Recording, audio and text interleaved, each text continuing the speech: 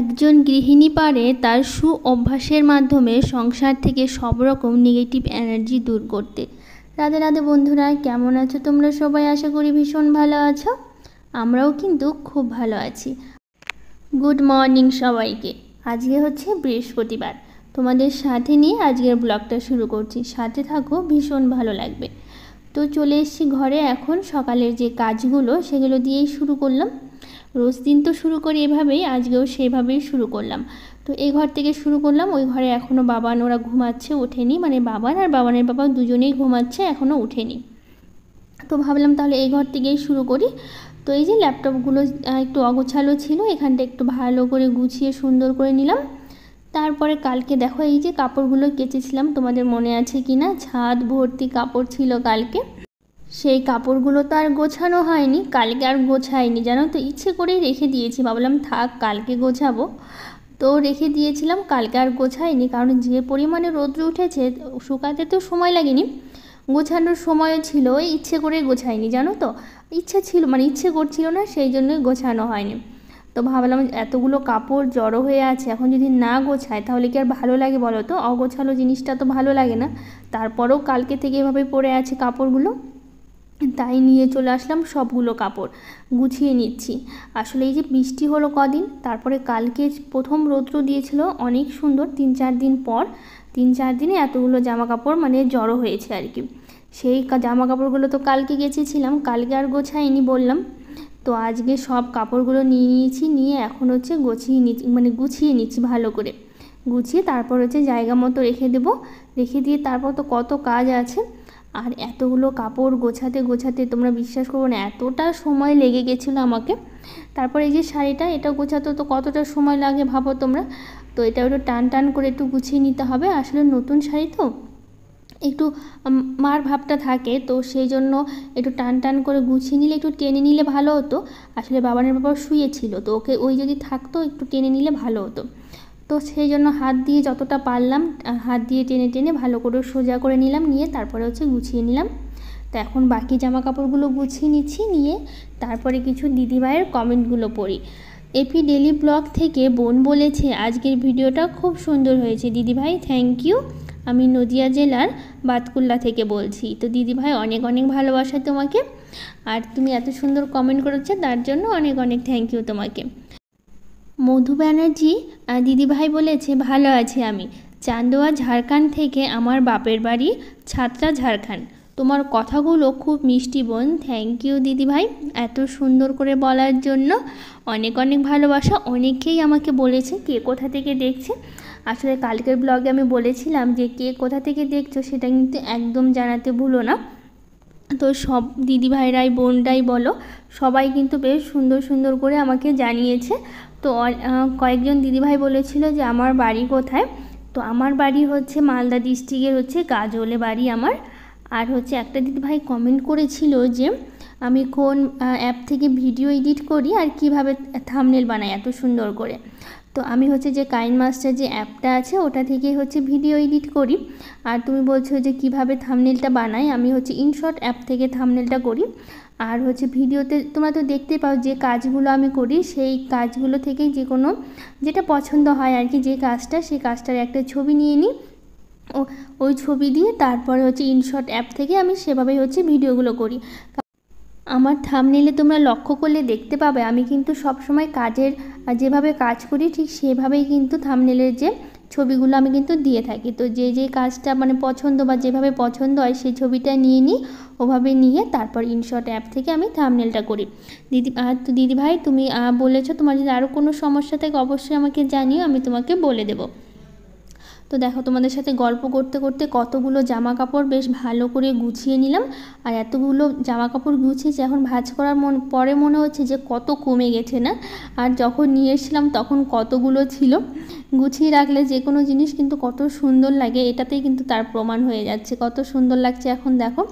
আর মনে হচ্ছে যেন বেশি জামা কাপড় ছিল না, একদমই অল্প ছিল। তো এখন হচ্ছে জামা কাপড়গুলো না মানে রাখছি না কোথাও আর কি, মানে এখানেই রাখছি বিছানার ওপরে গুছিয়ে। তারপরে পরে আমি সময় করে এগুলো জামা কাপড়গুলো সব গুছিয়ে নেব, বলে এখন এমনিতেই দেরি হয়ে গেছে কতটা। আর তার মধ্যে হচ্ছে আজকে আবার বৃহস্পতিবার, পুজো দিতে হবে সকালবেলা। আর বৃহস্পতিবারের পুজো তো তোমরা জানোই কতটা সময় লাগে। তো ভাবলাম এগুলো থাক, পরে করব, সকালের যে বাসি কাজগুলো না করলে তো আর পুজো দিতে পারি না। তো সেই জন্য ভাবলাম কি যে আগে হচ্ছে কাজগুলো সারি, তারপরে হচ্ছে করব। তো এখন দেখি চৌকির নিচে এত পরিমাণে নোংরা পড়েছে, তো সেই জন্য চৌকির নিচে ঢুকে ভালো করে তারপর পরিষ্কার করে নিলাম। আর এগুলো সবটা দুই একটা জিনিস সরিয়ে সরিয়ে তারপরে পরিষ্কার করে নিলাম। আর চৌকির নিচে আমার সেরকম কিছু নেই, মানে ওই বালতিটা আর ওই যে টেবিলটা দেখতে পেলে বাবানের স্টাডি টেবিল ওটাই থাকে, আর একটা ঝুড়ি আছে যের মধ্যে বাবানের কিছু খেলনা, মানে চৌকির নিচে বলতে এই তিনটা জিনিসই আছে আর কি আপাতত। সে একদম পুরো ফাঁকাই আছে, তারপরেও এত ধুলো পড়ে, তো সেই জন্য বেশ ভালো করে কি করলাম বলতো, চৌকির নিচে ঢুকে পরিষ্কার করলাম। তো ঝাড় দিতে দিতে একদম এই চোখটা পড়লো আমার, এই যে এখানটা একদম গিয়ে দেখি মানে ঝুল পড়েছে অনেকখানি আর কি। তো ভাবলাম তাহলে পরিষ্কার করি, তারপরে হচ্ছে ঝাড়টা দিই। তো সেই জন্য ওইটুকু জায়গায় একটু ভালো করে পরিষ্কার করে নিলাম। ঝুল পড়েছে তো, আর এই লাইট জ্বালালে কী হয় বলো তো, তখনই চোখে পড়ে। আর সব সময় তো চোখে পড়ে না, আর যখনই আমার চোখে পড়ে তখনই আমি কী করি বলো তো, সঙ্গে সঙ্গে ওই জায়গাটা পরিষ্কার করে নিই। নইলে ওই ভুলে যাই, আবার কখনো করবো করে করা হয় না, থেকে যায়, তখন আস্তে আস্তে আরও অনেকটা হয়ে যায়। তো সেই জন্য কী করি বলো তো, আমি একবারে সবটা করি না, ওই যখনই চোখে পড়ে যেই জায়গাটা, ওই জায়গাটা আমি সঙ্গে সঙ্গে ঝাঁটা দিয়ে ভালো করে পরিষ্কার করে নিই। তাহলে ঘর বাড়িটাও পরিষ্কার থাকে, আর একবারে তোমাকে সব কাজগুলো করতে হয় না। আমি কিন্তু ঠিক এভাবেই হচ্ছে একটু বুদ্ধি করে কাজগুলো করি, মানে এভাবে আমার কাজ করতে ভালো লাগে, ঠিক সেভাবেই আমার কাজগুলো করি আর কি। তো একবারে আমি পছন্দ করি না, মানে যখনই মানে যেটা সময় পাই আর কি, তখনই সেটা সঙ্গে সঙ্গে করে নিই। তো ওই ঘরটা পরিষ্কার করে নিলাম, চলে আসলাম এই ঘরটাতে। তো এই ঘরটা একটু ঝাড়টা দিয়ে একটু বিছানাটা সুন্দর করে গুছিয়ে নিচ্ছি, নিয়ে তারপরে হচ্ছে ঘরগুলো ঝাড় দেবো। আর এই বিছানা চাদর একটু টান টান না থাকলে না ভালো লাগে না, এইগুলো ঘর সেরকম ব্যবহার করি না আমরা। এই ঘরটা তোমার আগে যে ঘরটা ঝাড় দিলাম সেটাও সেরকমভাবে ব্যবহার করা হয় না। তারপরও না একটু যদি কুঁচকে যায় কখনো, আমার না একদম ভালো লাগে না বিছানার চাদর। সঙ্গে সঙ্গে আমি কী করি বলতো, এবার টেনে টেনে একদম সুন্দর করে সোজা করে রাখি। সোজা করলে দেখবা ঘরটা কিন্তু বেশ গোছানো লাগে, জানো তো, সেই জন্য একটু গুছিয়ে রাখলাম। তো ঘরটারগুলো ঝাড় দিয়েছি। আর আমাদের বেডরুমটা হচ্ছে ঝাড় দিয়ে দিয়েছি, কিন্তু আমি আসলে বাবানের পাপা ঘুম থেকে উঠে গেল, কিন্তু বাবান এখনও পর্যন্ত ঘুমিয়েছিল, ওই একদম উঠেনি আর কি। তো ওকে আর টেনে ওঠানো যায়নি কি বলো, তো ওকে তার ওঠানো হয়নি, তো ও ঘুমিয়ে আছে। তো সেই জন্য তোমাদের সাথে আর শেয়ার করলাম না। আসলে লাইট জ্বালাতে হতো, তো ভাবলাম লাইট জ্বালালে আবার ওর ঘুমটা নষ্ট হবে, তো সেই জন্য হচ্ছে ডাকিনি। দেখো আমি জানলা দিয়ে একটু দেখছিলাম যে উঠেছে কিনা, দেখছি না এখনও উঠেনি, ঘুমিয়ে আছে। তো সেই জন্য তোমাদের সাথে শেয়ার করা হলো না, পরে আমি শেয়ার করে দেবো তোমাদের সাথে। তো এদিকে দেখো ঝাড় দিয়ে দিচ্ছি এখন উঠোনটা, সকালবেলা উঠোনটা ঝাড় দিয়ে তারপরে হচ্ছে অনেক কাজ বাকি আছে, আর পুজো দিতে গেলে তো আজকে অনেকটা সময় লেগে যাবে। তারপর হচ্ছে রান্না আছে, বাবানের পাপার স্কুল আছে, বাবানের ছুটি বৃহস্পতিবার করে তো বাবানের স্কুল ছুটি থাকে। তো সে ওর বৃহস্পতিবার আর রবিবার এই দুদিন ছুটি থাকে, আর বাবানের পাপার তো শুধু রবিবার। তো সেই জন্য বাবানের পাপা স্কুল যাবে, তো সকালবেলা যে রান্নাটা আছে সেটাও তো করতে হবে। তো আবার পুজোর বাকি আছে, পুজো দিতে হবে, সেই জন্য কী করছে বলতো, ছটপট করে কাজগুলো মানে তাড়াতাড়ি করে নিচ্ছে আর কি, যাতে সময়ের মধ্যে সব কিছু করতে পারি। নইলে এই দিকে করতে গেলে না আবার ওই দিকে আবার দেরি হয়ে যায়। তো সেই জন্য আবার ঝাড়টা দিয়ে এখন আবার কয়েকটা বেগুন তুলতে হবে। বেগুন গাছে দেখি অনেকগুলো বেগুন হয়েছে, এখন যদি না তুলি বেগুনগুলো তো হয়ে যায় বিষ, তখন আর খেতে একদম ভালো লাগে না।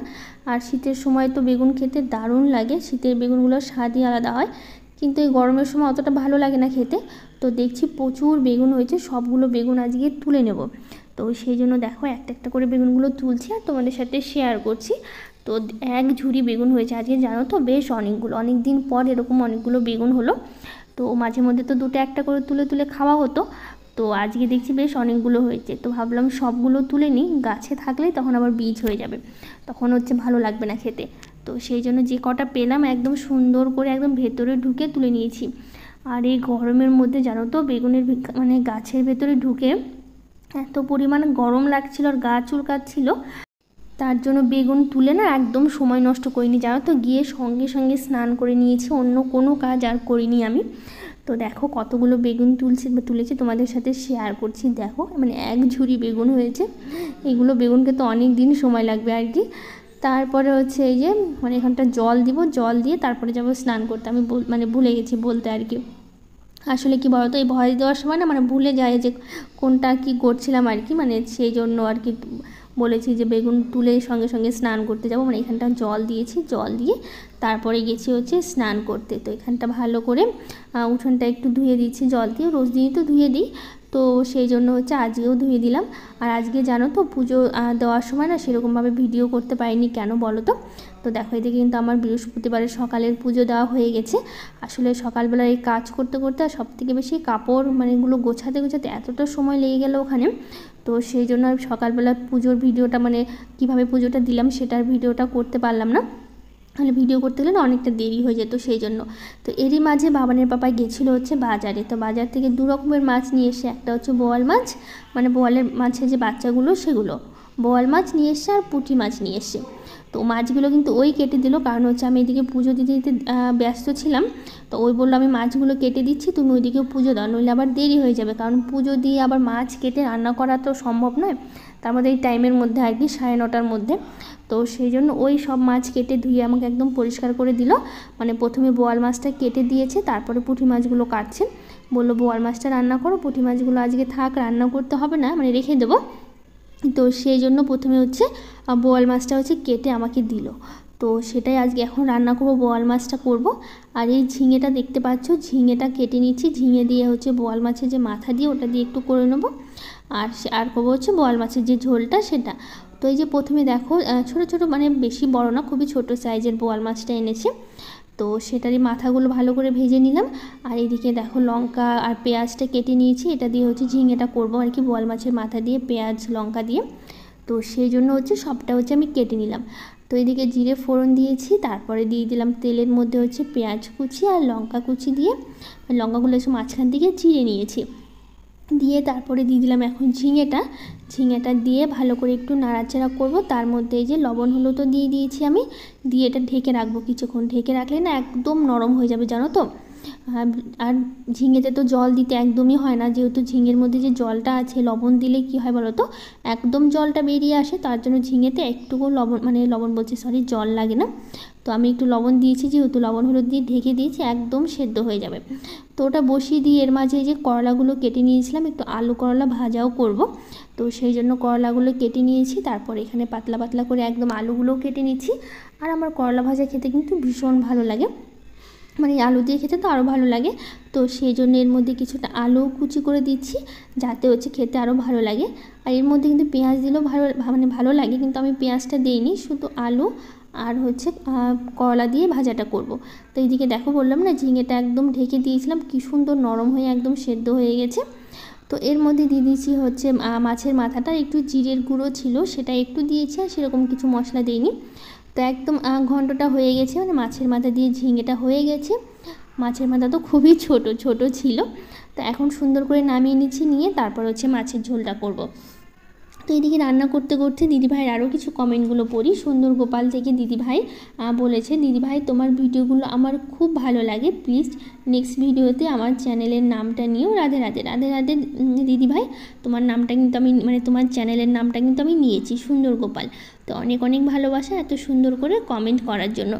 মধুমিতা গায়েন দিদিভাই বলেছে, আমার বাড়ি সাউথ 24 পরগনার ভাঙার। তো দিদিভাই থ্যাংক ইউ, তুমি সুন্দর একটা কমেন্ট করেছো, আমার ভীষণভাবে ভালো লেগেছে। আর মঞ্জুলা মহন্ত দিদিভাই বলেছে, আমারও ছেলে সিজারে হয়েছে, আমার ছেলের এজ 7 ইয়ার্স, আমার ছেলে তোমার ব্লগ দেখতে খুব ভালোবাসে। থ্যাংক ইউ দিদিভাই, এই কমেন্টটা আমার এত ভালো লাগলো যে তোমার ছেলেও আমার ব্লগ দেখতে ভীষণ ভালোবাসে।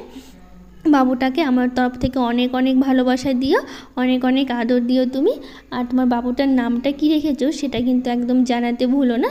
দিদিভাই অনেক অনেক থ্যাংক ইউ, আর নিজেরও খেয়াল রেখো, আর বাবুটারও অনেক অনেক যত্ন নিও তুমি। তো থ্যাংক ইউ দিদিভাই সুন্দর একটা কমেন্ট করার জন্য। তো এইদিকে দেখো আমি হচ্ছে কিন্তু এই মাছটা এখন ভালো করে ভেজে নিচ্ছি দিয়ে, আর এইদিকে হচ্ছে পুঁটি মাছগুলো কাটা হয়েছে, তো সেই জন্য 2টো কড়াইতে দিচ্ছি। আসলে 2টো কড়াইতে দেওয়ার কারণ হচ্ছে মানে সময়ের মধ্যে তো আমাকে রান্নাটা করে নিতে হবে, সেই জন্য আর কি 2টো কড়াইতে দেওয়া, যাতে টাইমের মধ্যে রান্নাটা কমপ্লিট করতে পারি। তো সেই জন্য পাশের কড়াইতে মাছগুলো ভাজা হচ্ছে, পুঁটি মাছগুলো হোক।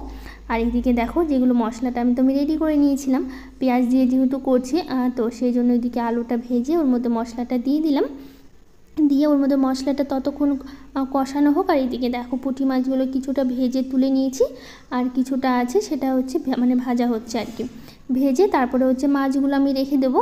তো এইদিকে দেখো বোয়াল মাছগুলো আমি ঝোলের মধ্যে দিয়ে দিলাম, দিয়ে কিছুক্ষণ ফুটিয়ে এর মধ্যে একটু গরম মশলা দিয়ে তারপরে হচ্ছে আমি নামিয়ে নেব। তো দেখো ঝোলটা আমার ফুটে এসছে, এবার হচ্ছে আমি নামিয়ে নিচ্ছি। নামিয়ে নেওয়া হয়ে গেছে। এইদিকে কিন্তু আমাদের খাওয়া দাওয়া হয়ে গেছে, বাবনের পাপা স্কুলও বেরিয়ে গেছে। তো এইদিকে হচ্ছে আমি এখন টেবিলটা ভালো করে মুছে নিচ্ছি আর রান্নাঘরটা একটু ভালো করে পরিষ্কার করে নেব।